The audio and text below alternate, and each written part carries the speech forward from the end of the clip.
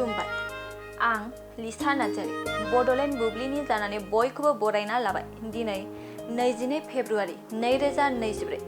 नोंथांमोननो बड'लेण्ड बुब्लिया दिनैनि साना मा मानि थाखाय मिथिजायो एबा दिनैनि सानाव मा मा हाबाफारि फालिनाय जायो नोंथांमोननो फारि फारि बड'लेण्ड बुब्लिया फोरमायगोन। दिनैनि सानखौ वर्ल्ड थिंकिं डे महरै फालिनाय जायो आरो बेखौ बोसोरफ्रोमबो 22 फेब्रुवारियाव 150 हादोरफोराव हिन्जावसा स्काउट आरो हिन्जावसा गाइडफोरजों फालिनाय जायो।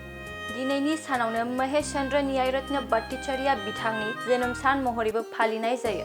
बिथाङा 1836 मायथाइनि 22 फेब्रुवारियाव मोनसे कुलीन ब्राह्मण नखराव जोनोम जादोंमोन। बिथाङा गोदान बेंगल जांख्रिथायाव मोनसे गोनां बिफाव लादोंमोन। बिथाङा 1900 जौथाइनि बयनिख्रुइबो मुंदांखासिन बाङालिफोरनि गेजेराव सासेमोन।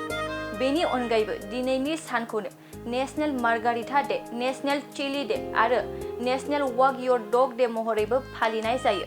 नोंथांमोननो बड'लेण्ड बुब्लिया दिनैनि सानाव मा मा हाबाफारिजों मिथिजायो आरो मा मा हाबाफारिखौ फालिनाय जायो फोरमायबाय। गोजोन्थों।